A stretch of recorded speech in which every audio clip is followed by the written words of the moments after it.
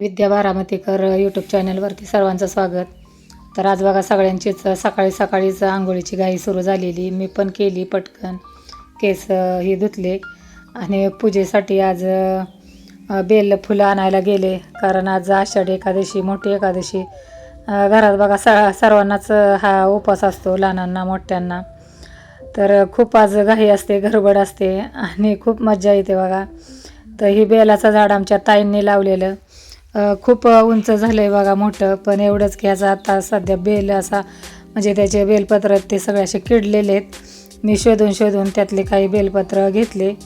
कारण बेलपत्र म्हटलं ना देवाला वाहिलं की खरं खूप छान वाटतं. आणि रोज पूजेत बेलपत्र आम्ही वाहतोच, कारण अगदी जवळ आहे बेलपत्राचं झाड.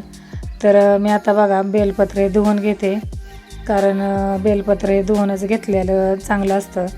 मग मी धुवून घेतलं ते तिथंच आणि नंतर गेले फुलं आणण्यासाठी.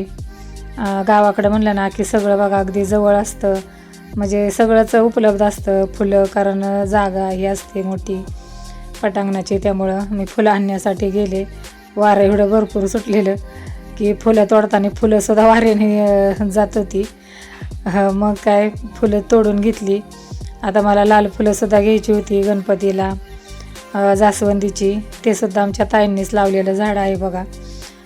खूप फुलं लागलेली, खूप छान सडाई वगैरे खाली पडला होता फुलांचा. पण खूप छान वाटत होतं सकाळी सकाळी, कारण सूर्य नुकताच थोडासा आज वर आलेला होता बघा. सगळी फुलं तोडून घेतली आणि मग जास्वंदीच्या फुलाकडे गेले. फुलं सगळी घेऊन मी घरी आले पूजा करण्यासाठी आणि पूजा करायला बसले. कारण रोज तर आत्याच करतात बघा, मी अशी कधीतरी करते. मग बेलपात्राचं मागचं दंटल तोडून घेतलं आणि सगळ्यांना म्हणजे हे केलं, बेलपत्र वाहिली, देवांना फुलं वगैरे वाहिली. सगळे देवता आत्या म्हणले तू सगळं देव, तर त्या फुलातच सगळे बुडवून टाकलं. असं ते म्हटलं फुलं आहेत भरपूर. मग सगळी पूजा ही वगैरे झाली. आता आरती करायची होती. मग नमस्कार करून घेतला आणि आरतीला सुरुवात केली. तोपर्यंत उदबत्ती लावायची पण राहिली होती. आणि कापूर घेतला, हा भीमसेन कापूर चांगला असतो म्हणून मी पण कधीतरी आणते हा कापूर.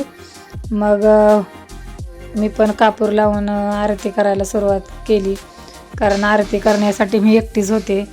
बाकी सगळ्यांचं चाललं होतं आवरायचं.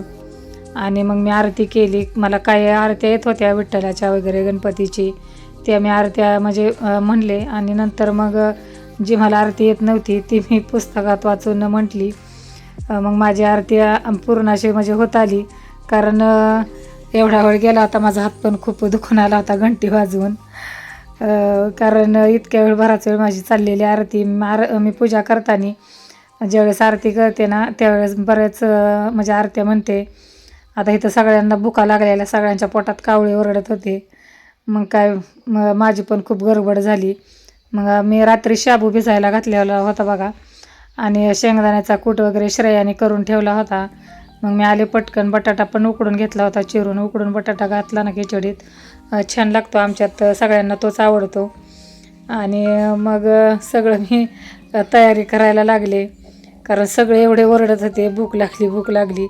मी म्हटलं जरा दम धरायचा ना, का म्हणजे कसं गावाकडचे कामं करून झाडापेची भूकच लागते सगळ्यांना.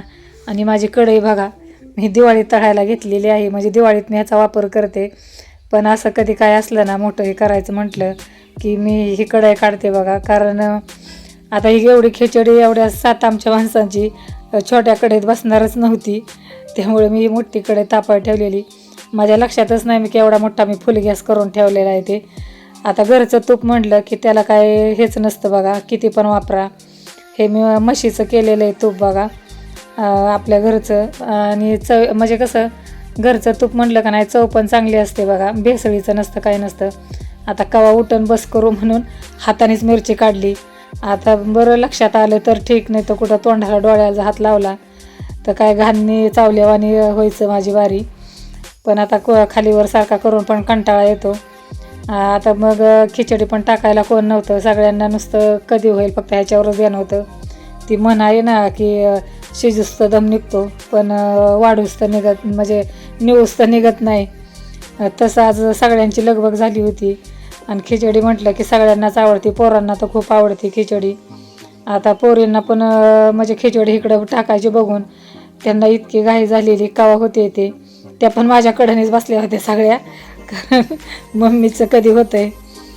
मग मी पटकन अशा हलवायला सुरुवात केली, कारण हलवायला पण खूप त्रास होत होता. एवढी मोठी खिचडी हलवायची म्हणलं ना तर काय हे नाही बघा. मग परत तूप कमी पडलं म्हणून मी परत तूप टाकलं. गावाकडं म्हणलं ना एवढं मात्र नक्कीच आहे बघा, की तुम्हाला सगळं ओरिजिनल मिळतं आणि भरपूर मिळतं, एवढं मात्र खरं आहे. आणि गावाकडं राहायचे पण फायदे आहेत तसे बघा बरेचसे. तर आता खिचडी मी त्यात बटाटा टाकला आणि हलवायची आता घाई माझी सुरू होती. हलवायला खूप त्रास होत होतं, कारण कढई पण एवढी मोठी होती आणि खिचडी भरपूर होती, त्यामुळं हलवायसाठी त्रासच होत होता. आता आमच्या इकडं बघा अशी बरेचसे म्हणजे जण अशी हे करतात बघा, असे काय आलं का नाही, आम्ही एकत्र जण मिळून असे बघा काही वस्तू अशा घेतो. ही वस्तू मी कढई जी आहे ती मी अशी दारावरच घेतलेली. मला पण खूप आवडली होती ती. मी या विचाराने घेतली होती ती की दिपावळी ही तळण्यासाठी होईल, कारण छोट्या कढईत खूप त्रास होतो तळण्यासाठी. त्यासाठी मग मी माझी खिचडी आता पूर्ण म्हणजे अशी बरीचशी आता ही झाली होती. पोरींना वाटलं झालं, लगेच म्हणत होत्या मम्मी दे म्हणून. थांबा जरा म्हणलं, ही होईल बघा, म्हणजे कच्चीच आहे. उगाच पोरींना हसं आलं. बरं म्हटलं चालतंय ठीक आहे. पण आता खिचडी म्हणलं की म्हणजे भूक कोणाला कंट्रोलच होत नव्हती. आता खिचडी इथं पूर्णच बघा अशी परतून झाली, छान एकदम परतून झाली. मोठी कढई असल्यामुळे मला फायदा झाला म्हणजे याचा खिचडी परतण्याचा. नाहीतर मला हीच कढई छोट्या कढईत 2 ते 3 वेळा परतावी लागली असती. मग सगळ्यांची ताटं वाढून घेतली बघा. कुणाला दही आवडतं त्यांनी दही घेतलेलं आणि ज्याला आवडत नाही त्यांनी नाही घेतलेलं. मग सगळ्यांची ताटं आवरून झाली. पोरींनी पटकन आपापली ताटं बघा घेतली. आता आम्ही पण आता म्हणजे उपवास आहे म्हणून आम्ही पण सगळ्यांनी खिचडी घेतली आणि या खिचडी खायला मग उपवासाची आषाढी एकादशीची